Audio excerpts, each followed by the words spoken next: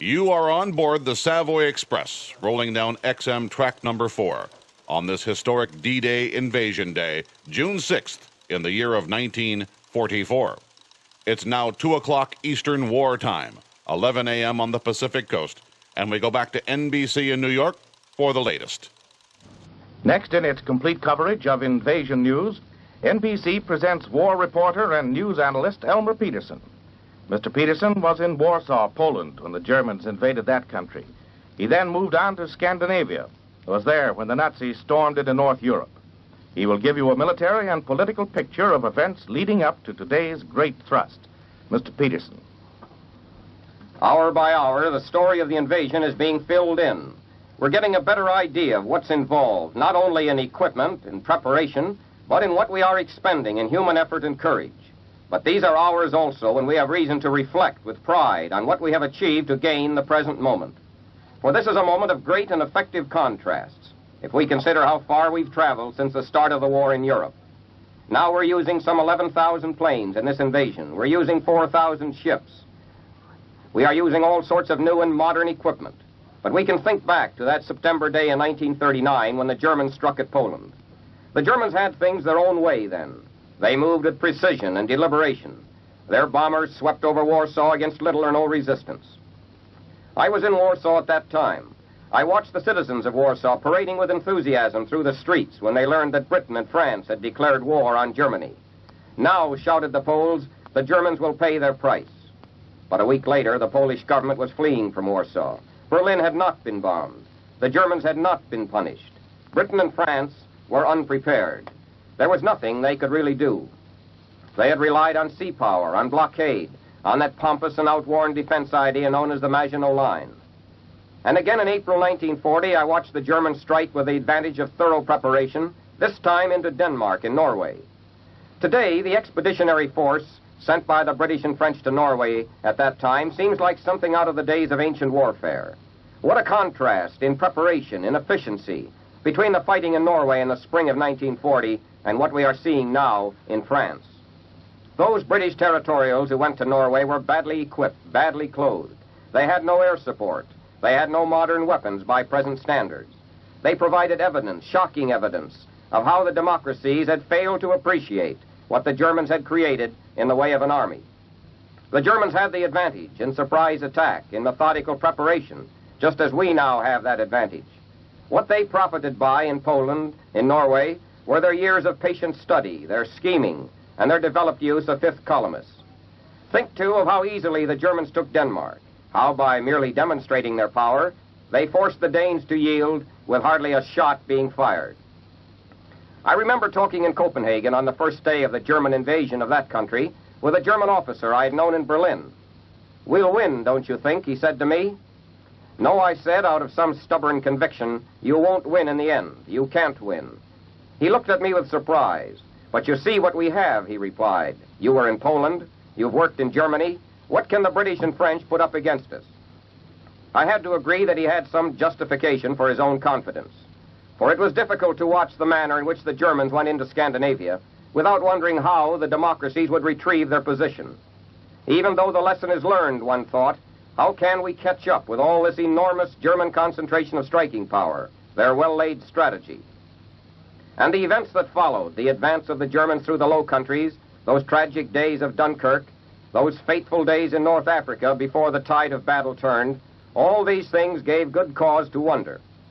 Yes, it's when we think of these things that we realize the enormity of Allied achievement in war production, in winning the Battle of the Atlantic, in patiently devising a strategy of victory, that strategy which now sees our soldiers, our planes, our ships beating hard against the continent of Europe. Every few minutes now, there's a new report which shows how magnificently this present invasion has been planned, how much attention there has been to the smallest detail. Yes, the Germans have had their day of outmaneuvering, outsmarting the Allies. Now the tables have been turned. The American soldiers who have gone ashore in France, those 30,000 American paratroopers now fighting somewhere behind the German lines, are equipped with the best weapons that can be devised. In fact, the British Ministry of Supply has just announced that many secret weapons were used for the first time by the Allies in their invasion of Western France today. Moreover, these soldiers of ours are fighting under efficient leadership.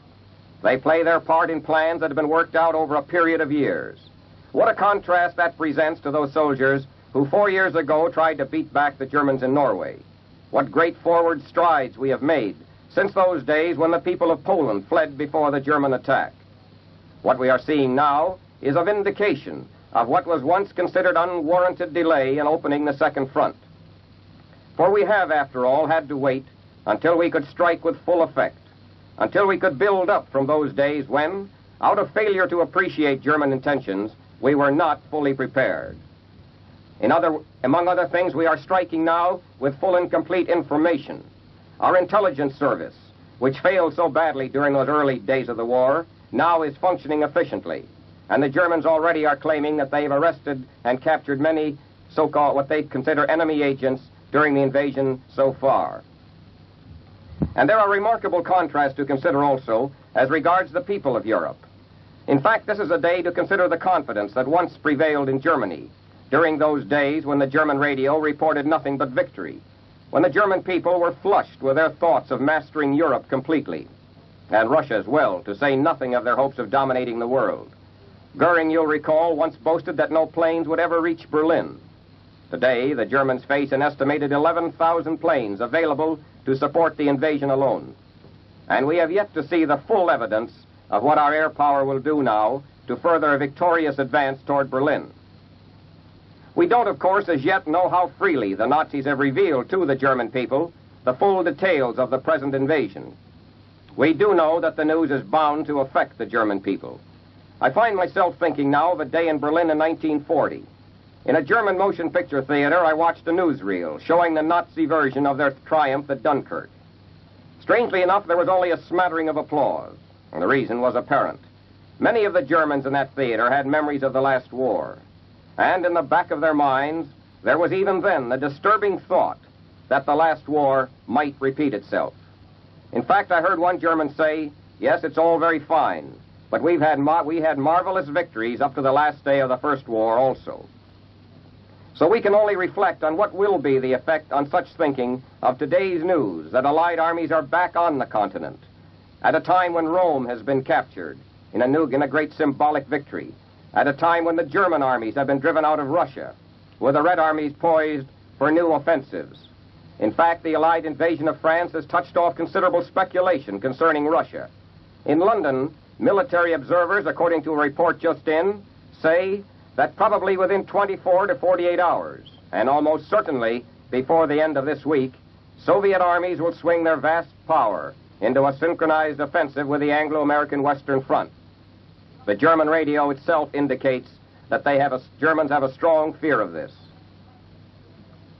In any event, the fact that we appreciate the importance of the invasion on the German mind is evident in the reports of how thoroughly our own propaganda organization is now at work, how we are making every effort to take the most advantage of the great attack now underway in the field of psychological warfare, in the field of nerve warfare against the enemy. What we need now is to actually see Allied troops on German soil, to offer another convincing proof to the German people that they cannot in the end win, that they can only hope to avoid some destruction of war by surrendering. And we must consider, too, that the Germans from now on are going to pay increasing attention to their hopes and plans of getting some advantage out of the surrender they must make in the end. The Germans, we can be sure, are going to fight on as long as they can, and they may be able to delay their surrender for many weeks, perhaps months to come. We mustn't make the mistake of assuming that merely because we've established some successful beachheads, victory is assured.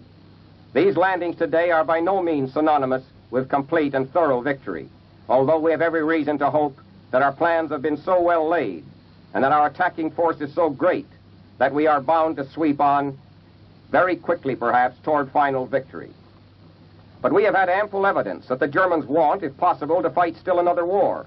They want, if possible, to surrender while millions of German soldiers are still not aware of defeat, while Germany is still intact in many respects as an economic unit, and with German soil not turned into a battleground.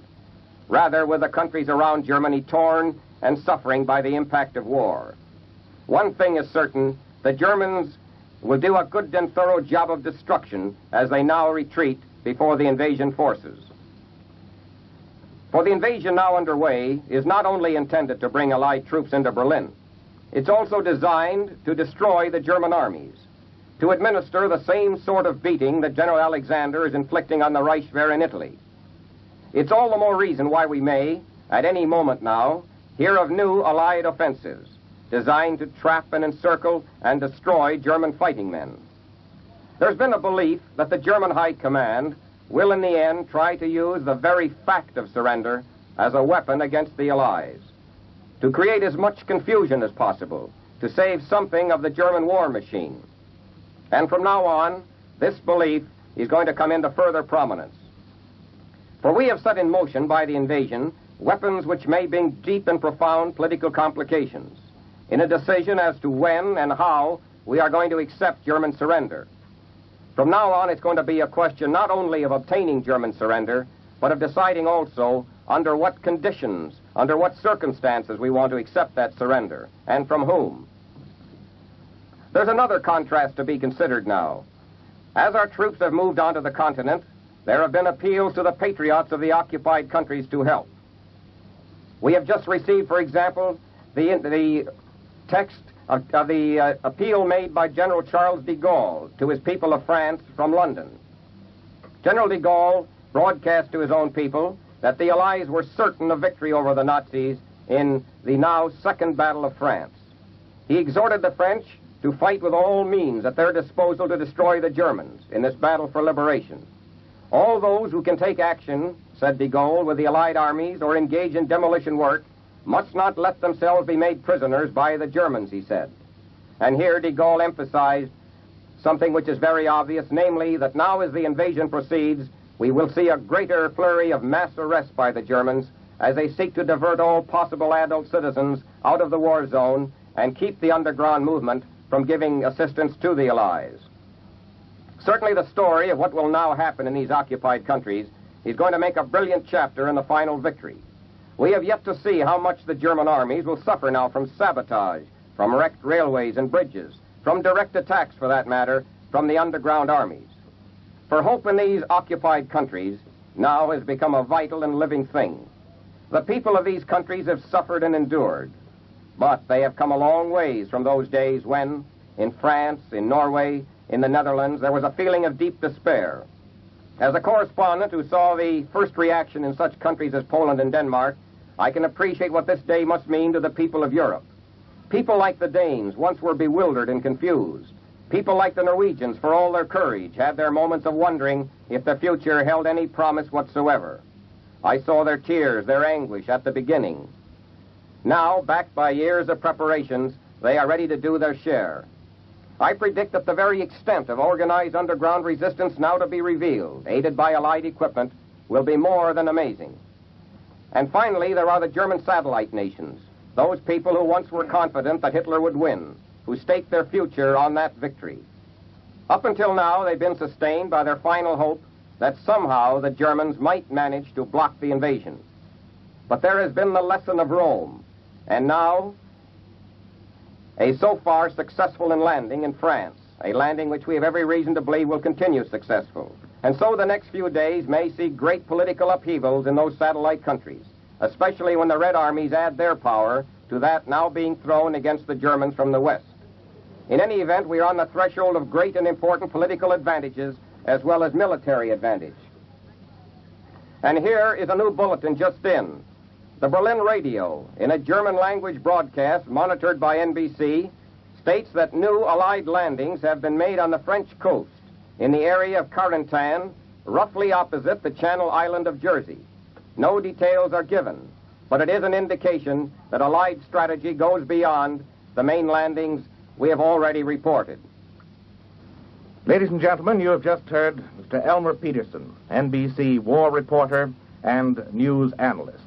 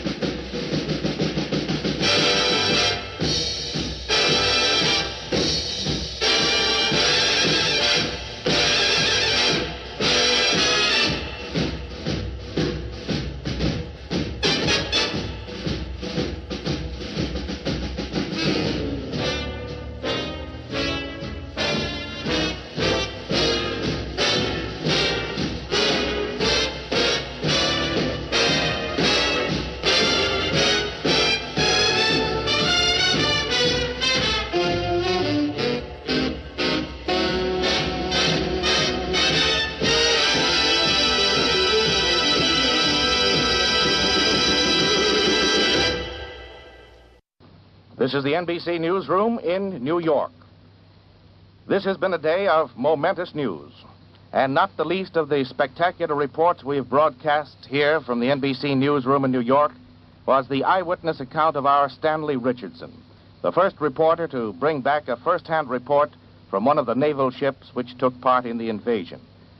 His report was first broadcast early this morning. Now, for the benefit of NBC's listeners, we bring you a transcription of this historic broadcast by Stanley Richardson. Not a recognizable enemy plane appeared overhead. At least no bombs were dropped at or on any of the ships in our area. No low-flying fighters came over to strafe us with machine gun fire. And no enemy vessel, not even one of their vaunted E-boats, came out to the attack. The officers and men with whom I rode wondered searchingly about this. They had been keyed up for some real German opposition, both from the air and the sea. Their trigger fingers were itching for a scrap, and they were a very disappointed lot at not getting it.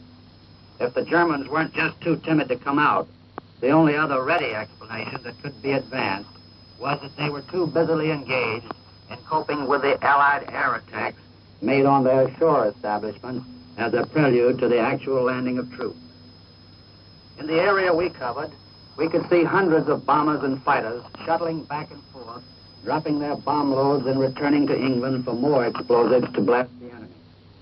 We could see the big two-engined American transport planes, also in the hundreds, returning to their bases in the United Kingdom after dropping their airborne troops in France.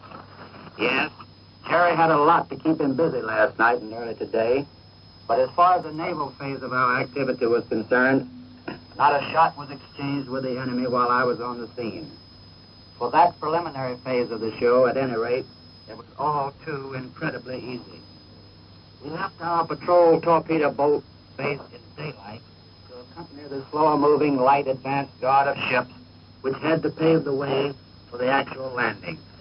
One of our missions was to protect the Allied minesweepers, which cleared a wide channel straight to the enemy shore for our troop transports and supply ships.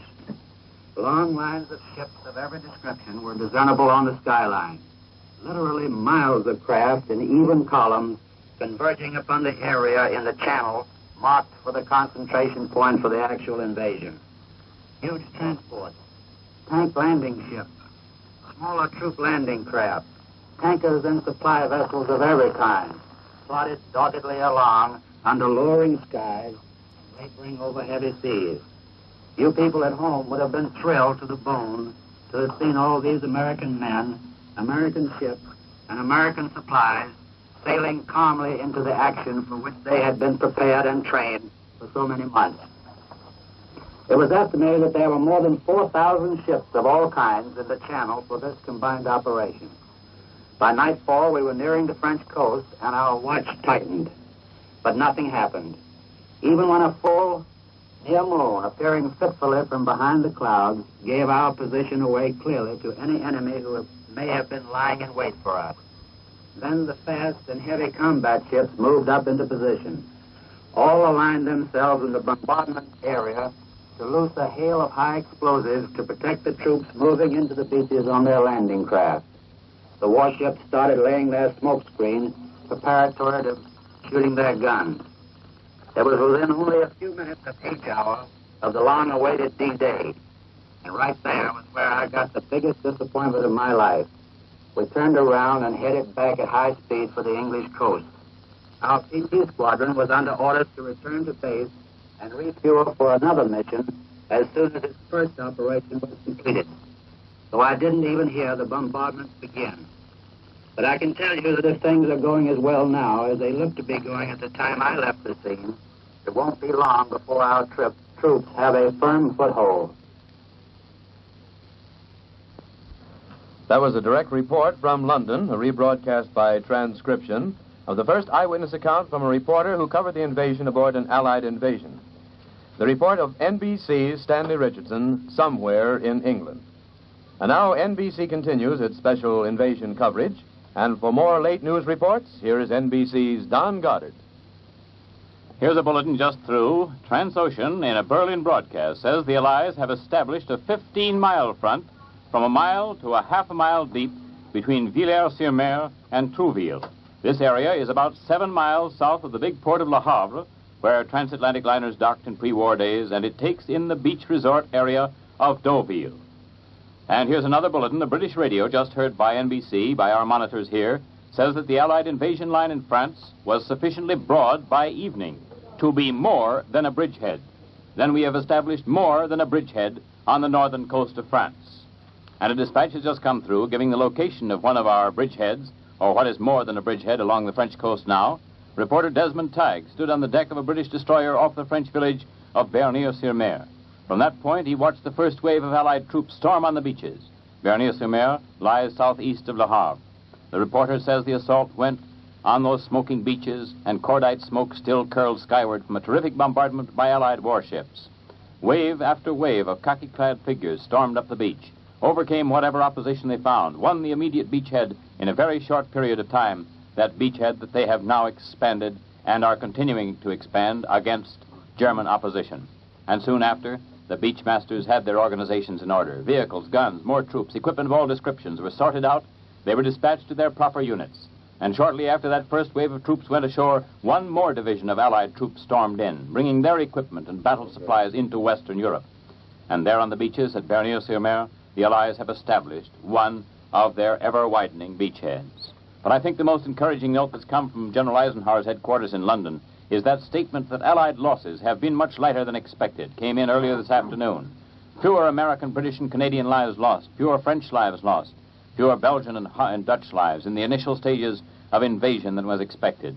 It's not told officially just where along the French coast our troops have landed, just how many beachheads we have established, but the indications are that we have at least 2 large ones, and one Swedish report says we have at least a dozen smaller ones. Perhaps many more points have been invaded by Allied invasion forces by this time. The landings have occurred in a 100-mile stretch of coastline between the cities of Le Havre and Cherbourg, as you know. General Eisenhower hit that portion of the French coast that is lowest and that has the widest beaches. He avoided, or he thus far has avoided, the heavily fortified cliffs opposite Dover, where the Germans have set up their heavy naval guns, and miles upon miles of fortifications and defenses in depth. There are several versions of progress made by our invasion units to this hour. The official version from London states that Allied forces have thrust several miles inland. The Germans say that Allied spearheads have pushed to a point about 15 miles from the coast now. Later, they said the front had been widened. It is evident now that the great military thrust at Western Europe caught the Germans by surprise. That's been agreed upon now thoroughly.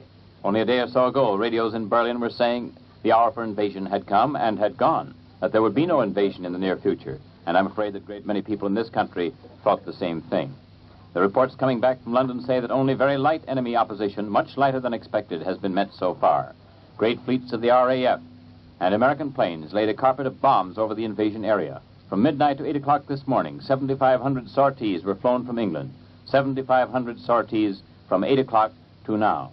And the invasion fleet of 4,000 vehicles, several thousand auxiliary craft, took part in landing the troops. 4,000 vessels, naval units, including heavy battleships, sailed in to within a mile of the shore, and they pounded away at German coastal positions so effectively that those guns, when they opened up in reply, showed that many of them had been hit. But London says our losses in invasion craft is very light. Either the German aim was poor or their guns were knocked out before the main force of invasion craft came within firing range.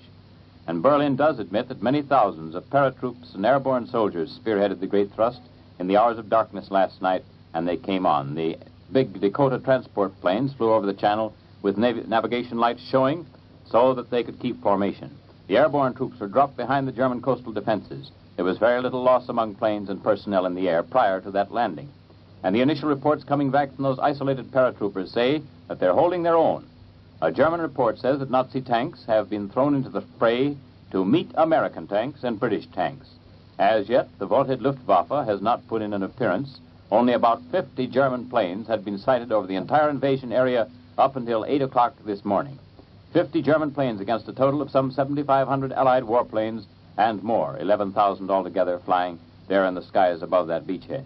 But Allied airmen have warned that a violent reaction by American air forces is expected very soon. Reich Marshal Hermann Goering has issued an order of the day stating the invasion must be beaten off if the Luftwaffe has to perish. The grand assault was scheduled for yesterday, postponed for 24 hours because of bad weather. There was still heavy weather in the Channel early this morning. Perhaps anxious moments in Allied headquarters until those small craft had made the coast of France and disgorged their invasion cargo. Perhaps some of our soldiers became seasick in the crossings, who knows? But the result of the fighting thus far do not show it. Prime Minister Churchill announced the invasion in the House of Commons 6 hours after the first seaborne troops had landed. He said the landings were the first of a series. He disclosed that 11,000 Allied planes were available for the fight. The Germans are said to have about one-fifth that number with which to combat the great offensive. Later on, Churchill made another speech to the House of Commons, reporting that things had gone better than our fondest hopes. And this is from your NBC newsroom in New York. This is Don Goddard speaking.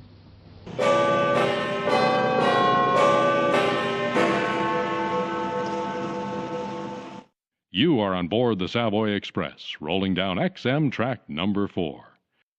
It is NBC's privilege at this time to present the Most Reverend Francis J. Spellman, Archbishop of New York, who will read a prayer offered by him at the noon Mass in St. Patrick's Cathedral today.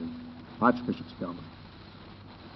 God of wisdom, comfort, and strength, we come to Thee with humble, contrite, and suppliant hearts. On the battlefields of the world, our America fights for faith and freedom. Like brilliantly burning lights, our ideals march with our armed forces. Our soldiers do not pray and fight for a selfish, cruel victory. They struggle, suffer, and die for a victory that is lasting peace. We suffer with them, and we pray that justice may give to them strength and courage. In our loneliness, sorrow, and pain, we beg Thee, Almighty God, to have mercy on those whom life and death have separated from their loved ones. We beg Thee to help those who now have fear. We beg Thee to have pity on all who suffer, on all who are weak, on all who are tempted to despair. Faith is also the mother of freedom. And in this fateful hour, we plead with Thee, O God, to be our solace, our strength, and our divine support. We pray that the lamp of our faith may light the road to victory and guide peoples of the world to freedom and peace. God bless America with faith to preserve her freedom. God bless her fighting men in this critical hour of our nation's life. God strengthen our valiant wives, mothers, and fathers. God guard our children and preserve to them the fruits of faith in freedom. Prayer for America.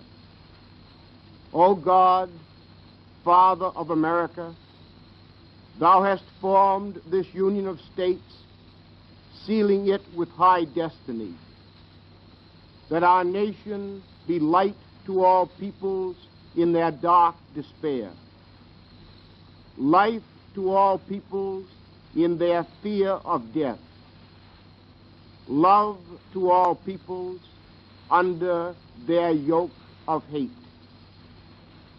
For this destiny, Thou dost teach us to fly as the eagle, girding us with lightning and thunder, enriching us with treasures in field and fold. O God, bless America with Thy shielding graces.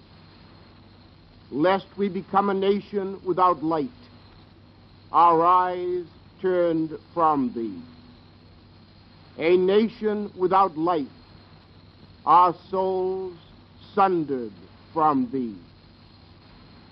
A nation without love, our hearts forgetting thee. O God, give us victory that is just, merciful, and wise. For thou hast chosen America to be the soul of thy justice, the medium of thy mercy, the instrument of thy wisdom. Let all nations know that our justice comes from thy Spirit, our mercy from thy heart, our wisdom from thy mind, our victory from thy strength. Bless us, O Lord, with manifold graces, to give freely of what we have, to give fully of what we are, and in victory to give ourselves alone to thee.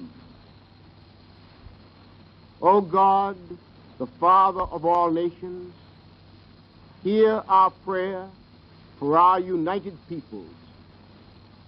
Grant guidance to our leaders, protection to our sons, and teach all of us thy way of life in goodwill and peace.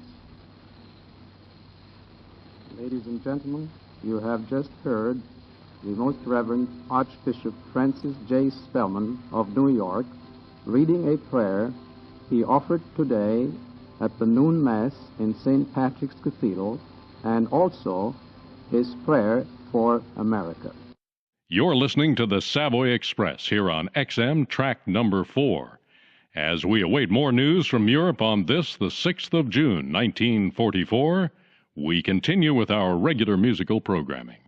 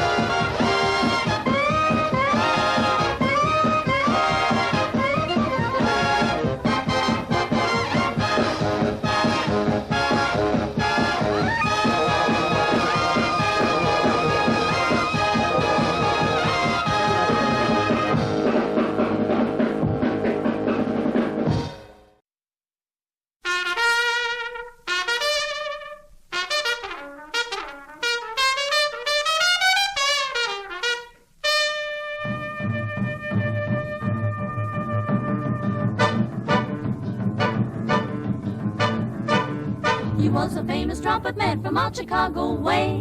He had a boogie style that no one else could play. He was the top man at his craft.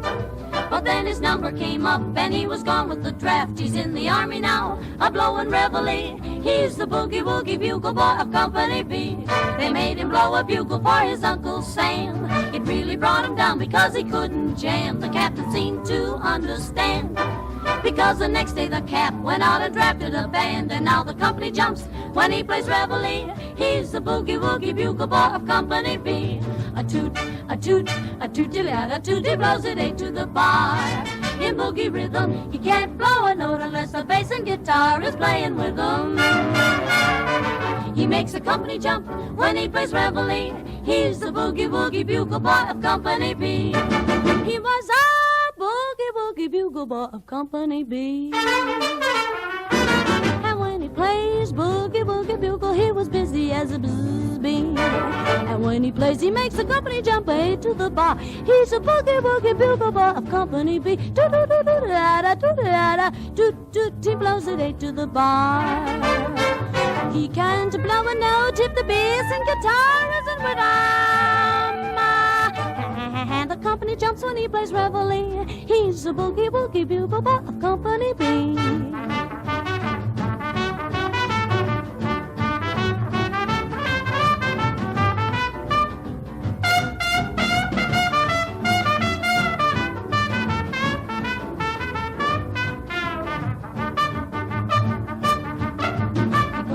To sleep with boogie every night and wakes them up the same way in the early bright. They clap their hands and stamp their feet because they know how he plays. When someone gives him a beat, he really breaks it up when he plays reveille. He's the boogie-woogie bugle boy of Company B.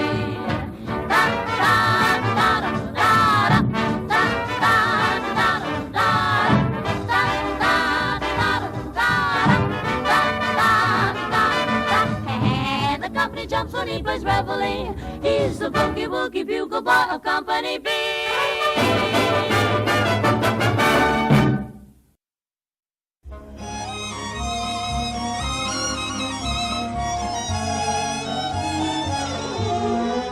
I love you, hums the April breeze. I love you, echo the hills. I love you, the golden dawn agrees, as once more she sees daffodils. It's spring again, and birds on the wing again start to sing again the old melody. I love you, that's the song of songs, and it all belongs to you and me.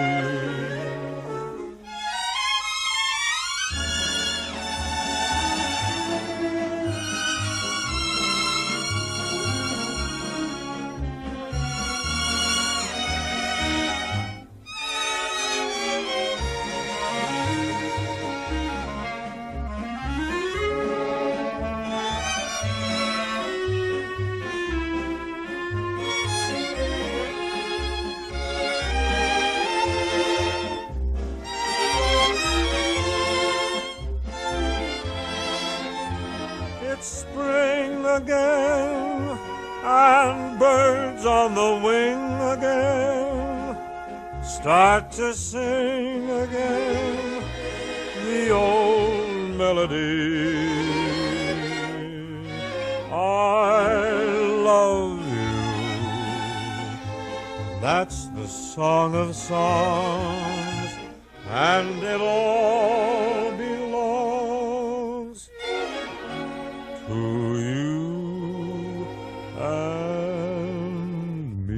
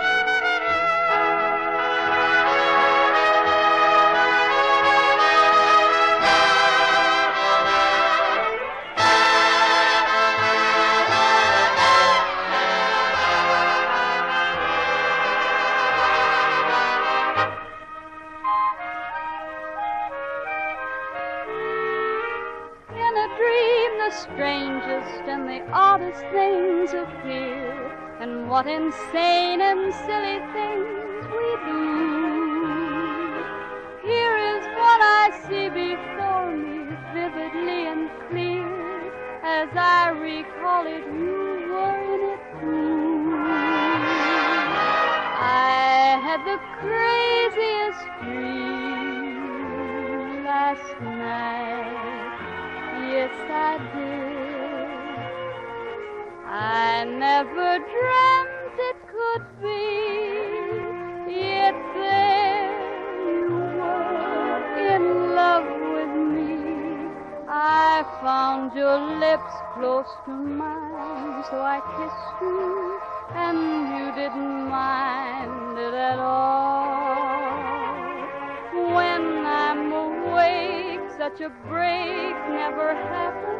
How long can a gal go on dreaming?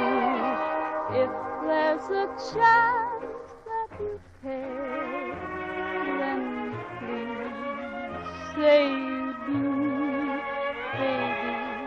Say it and make my craziest dream come true.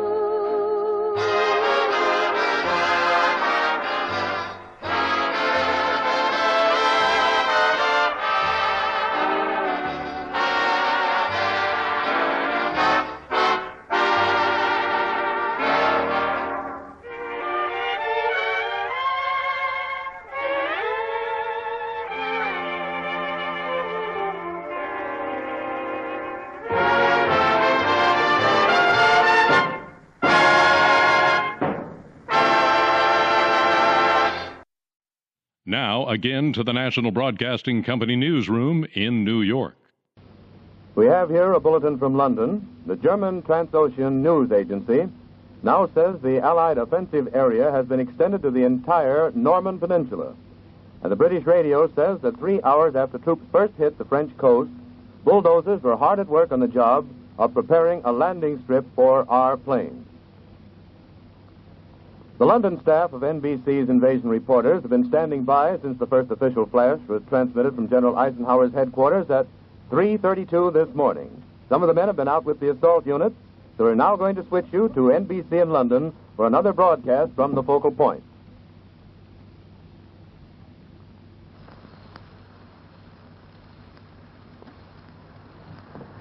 While we are waiting for London to come in, I should like to comment for a moment on the development of this beach strip that the bulletin has just spoken of.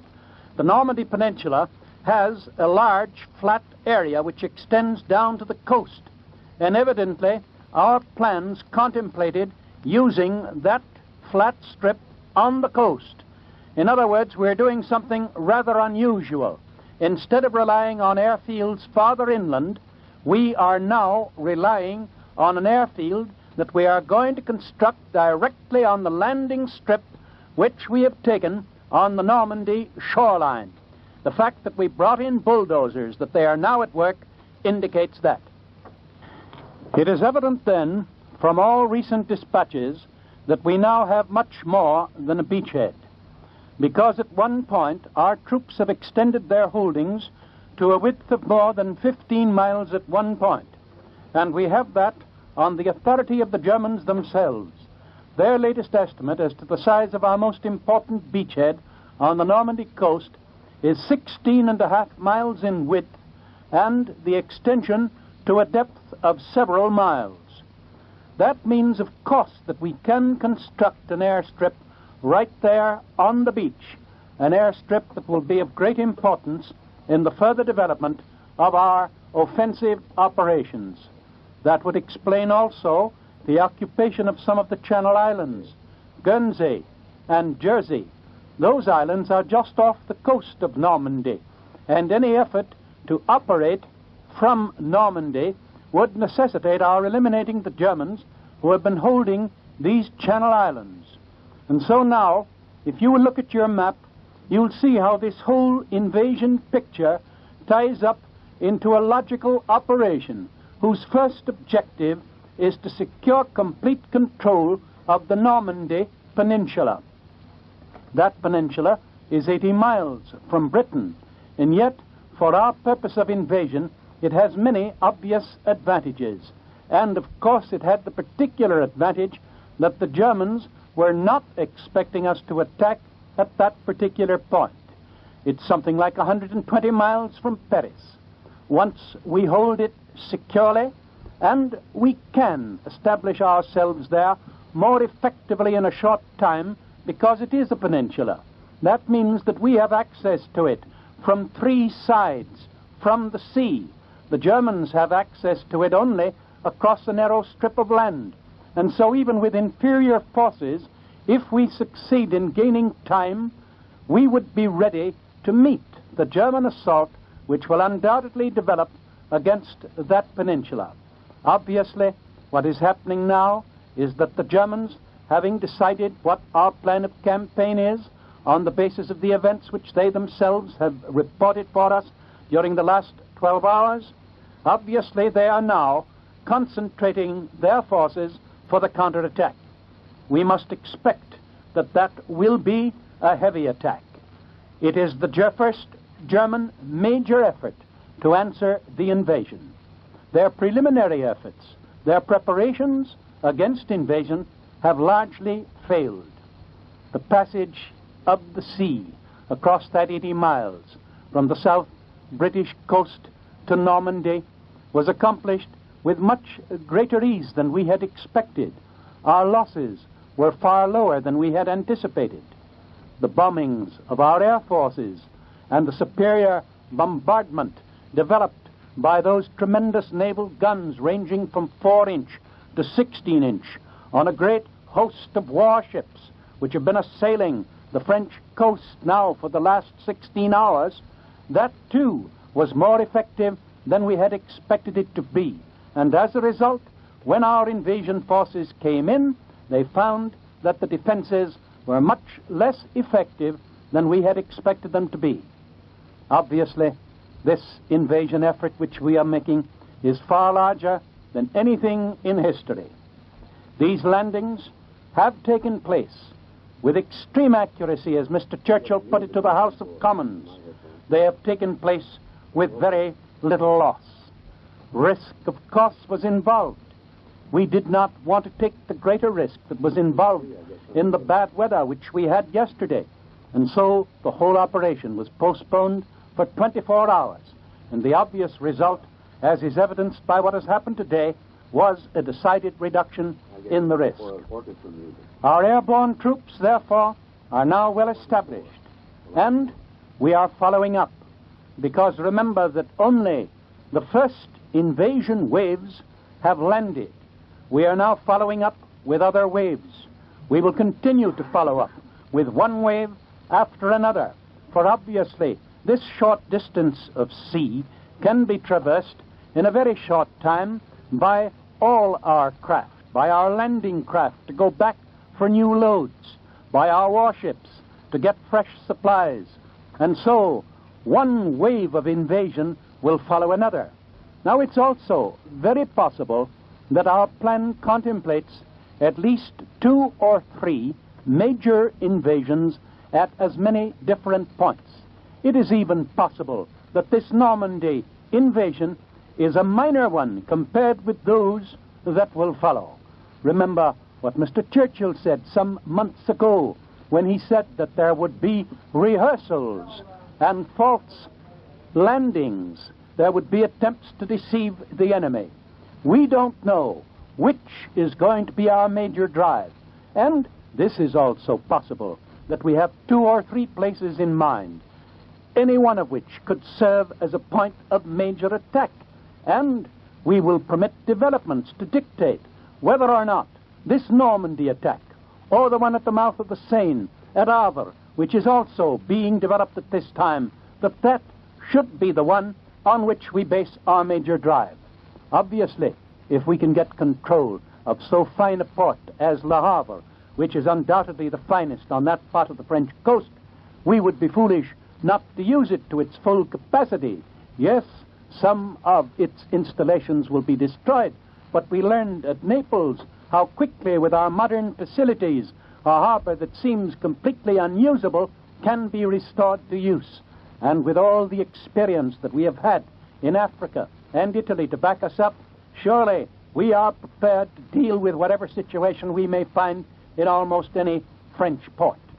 And so we are just coming now to the beginning of the invasion story. Let us remember that. This is only an initial move. It does not yet reveal the whole picture of our tactics.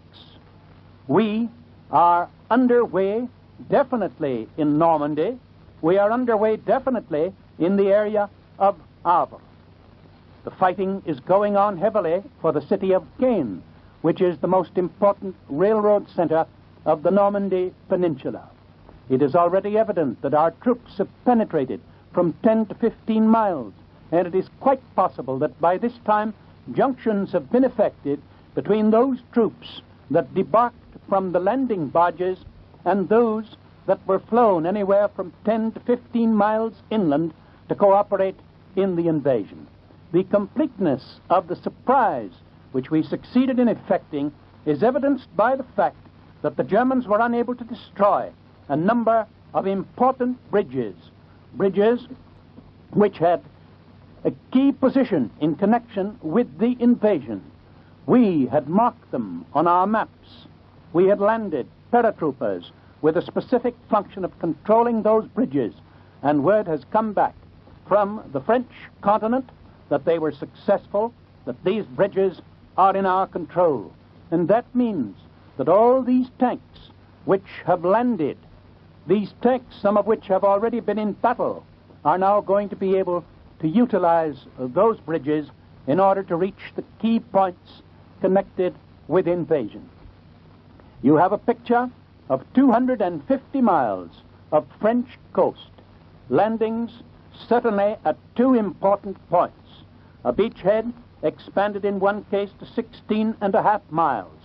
Landings possibly at anywhere from 7 to 9 to 12 other points. Landings that are even now being developed. And within the next few hours, as the bulletins come in, you will see that the invasion operation, as we have reported it to you thus far, has only begun. Let me summarize in these next 2 minutes just about what the situation is. Beachheads firmly established at least 2 points. Greater success than we had anticipated in the original landing operations. Losses thus far remarkably light. Our preliminary bombardment very definitely successful in eliminating German air power, in eliminating German artillery power along the coast. Here is a bulletin from Naples. Premier Marshal Pietro Badoglio dissolved his Italian government today and was charged by Crown Prince Umberto with forming a new government to include political leaders in liberated Rome. The purpose, as you see, to broaden the Italian government to include those prominent men who have been isolated from the Italian political situation through being in Rome itself. A further step in the democratization of Italy. We are, because of the capture of Rome, developing a new situation in Italy itself. And even as we succeed in Italy, our landings are succeeding on the coast of France. You are traveling on the Savoy Express on XM track number 4. This is June 6th, 1944, where it's 3 p.m. Eastern War Time, 12 noon on the Pacific Coast.